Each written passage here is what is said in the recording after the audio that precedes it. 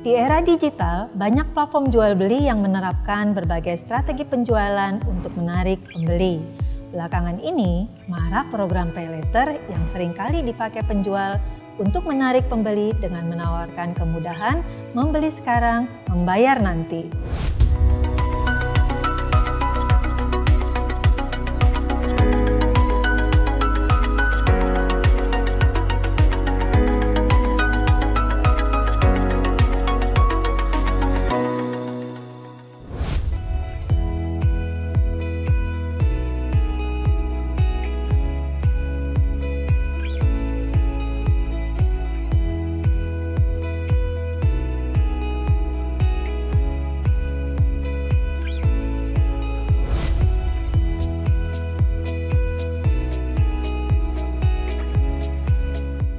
Sebagai konsumen di era digital, kita harus jeli melihat tawaran dari penjual mana yang paling menguntungkan. Tentu saja harus mempertimbangkan berbagai hal, salah satunya bunga dari penyedia layanan keuangan.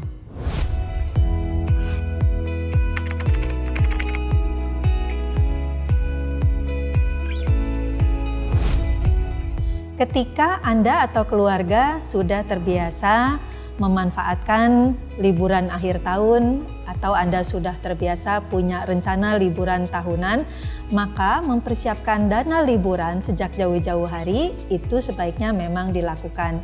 Anda bisa memanfaatkan program Pay Now, Stay Later atau Fly Later sehingga rencana liburan Anda benar-benar bisa berjalan.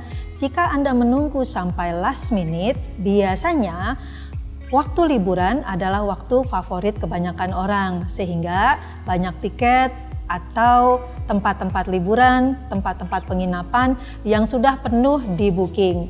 Memanfaatkan program Pay Now, Stay Later atau Fly Later juga biasanya memberikan berbagai potongan harga atau diskon.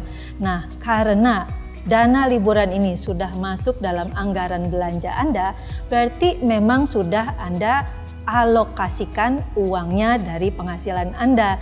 Dengan demikian, jika perencanaannya seperti itu, maka dia tidak akan mengganggu pos-pos pengeluaran yang lain. Nah, jika sudah direncanakan atau sudah dialokasikan, tinggal sekarang kita mencari cara bagaimana menghemat pengeluaran biaya liburan dari anggaran yang sudah kita tetapkan itu tadi. Nah, memanfaatkan program Pay Now, Stay Later atau Fly Later bisa menjadi cara untuk menghemat dana liburan Anda.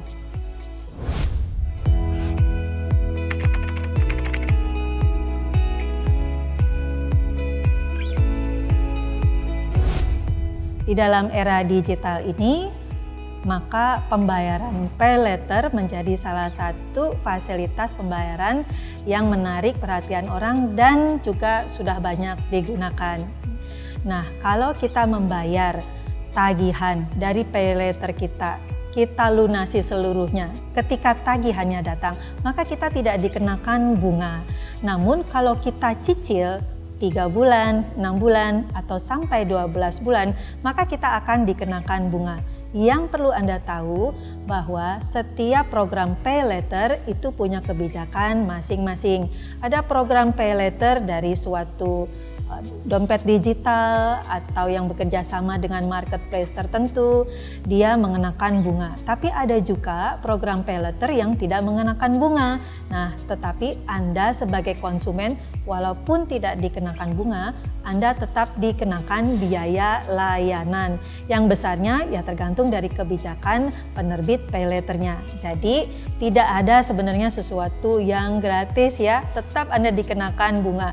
Hanya saja kalau Anda bayar lunas tagihannya, memang betul tidak ada bunganya, tetapi tetap ada biaya layanan yang akan ditagihkan kepada Anda.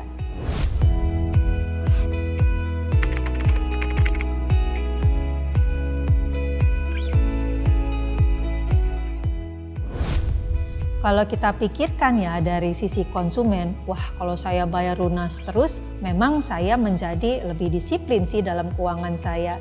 Tetapi kita suka berpikir juga ya, lalu apa untungnya buat penyedia pay later kalau saya bayar tagihan saya lunas semuanya, nggak ada bunganya dong. Betul.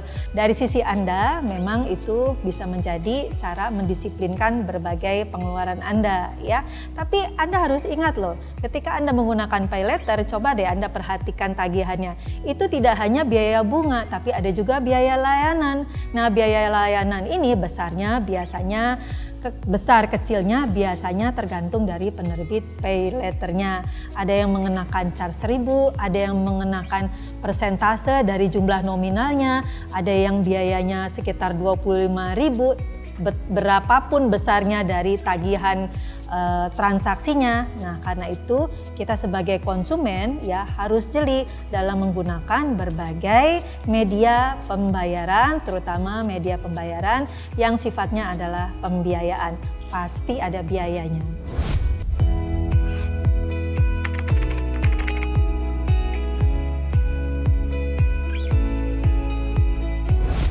Pembelian kendaraan baik motor atau mobil itu mengharuskan Anda untuk membayar dalam sejumlah besar, mulai dari belasan juta sampai ratusan juta ya kalau kita membeli kendaraan. Nah, tidak semua orang memiliki kemampuan tunai membayar sejumlah uang di depan. Karena itu ada fasilitas cicilan kendaraan baik motor maupun mobil yang bisa Anda manfaatkan. Ada baiknya memang ketika Anda memiliki dananya, maka pembelian kendaraan dengan cash itu lebih baik karena tidak menimbulkan kewajiban hutang kepada Anda.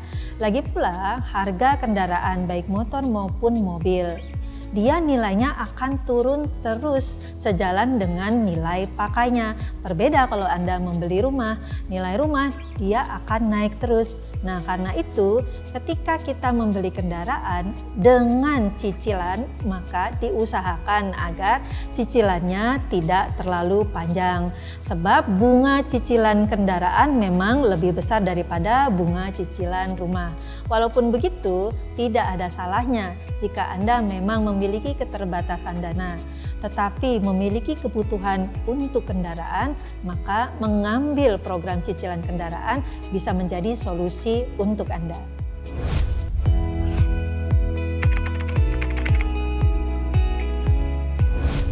Mengajarkan keuangan memang perlu diajarkan sejak dini, terutama kepada anak-anak. Jika kita mengajarkan sejak dini, maka anak-anak mempunyai kesadaran dan pengetahuan bagaimana mengelola keuangan pribadinya. Namun, bagaimana cara pengajarannya harus disesuaikan dengan tingkat kedewasaan anak tersebut. Misalnya, kita mengajarkan anak usia balita dengan anak usia SD, SMP, SMA maupun perguruan tinggi, caranya bisa berbeda-beda. Untuk anak-anak balita, biasanya kita mengajarkan melalui permainan. Misalnya permainan pasar-pasaran ya. Kemudian juga kita bisa mengajarkan melalui lagu-lagu ya atau permainan-permainan lainnya. Kita juga bisa mengajarkan mereka mengenai bagaimana melakukan pembelanjaan. Misalnya dengan membawa dia berbelanja dan kemudian meminta dia untuk membayar pembelanjaannya dengan didampingi oleh kita. Sehingga dia tahu bahwa uang itu ada nilainya. Nah, semakin dia dewasa, maka pengajaran juga semakin bisa ditambah tingkat kesulitannya sejalan dengan apa yang dia hadapi sehari-hari. Untuk anak SD, SMP maupun SMA mulai bisa diberikan uang saku sehingga dia bisa belajar mengelola uangnya sendiri. Untuk anak SD mungkin Anda bisa berikan uang saku secara mingguan, kalau SMP bisa diajarkan secara bulanan, demikian juga SMA. Tinggal sekarang besar kecilnya dari uang saku inilah yang perlu Anda atur sehingga anak mampu untuk mengelola uang tidak terlalu besar maupun tidak terlalu kecil. Nah, karena itu pengajaran keuangan harus sejalan sebenarnya dengan berbagai kejadian yang dihadapi oleh si anak sehari-hari. Sehingga ketika anak berangkat dewasa dan lulus sekolahnya, dia siap menghadapi kehidupan beserta berbagai tantangan keuangannya.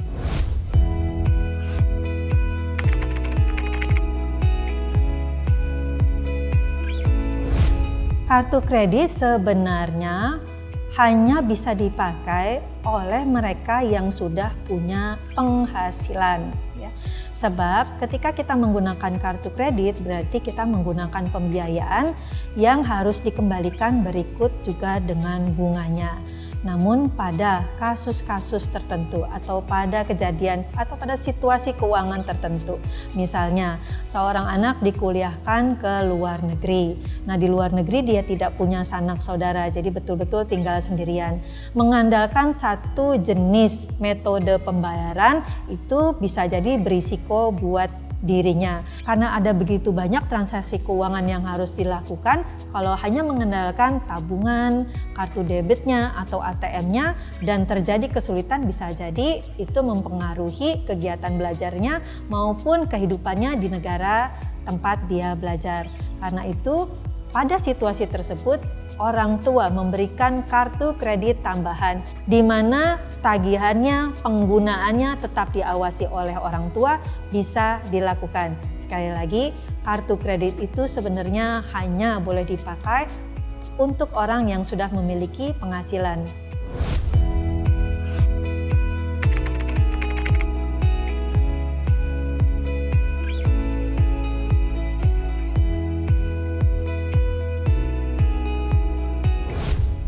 Kebijakan pengenaan bunga dalam kartu kredit bisa jadi berbeda-beda untuk setiap penerbit kartu kredit.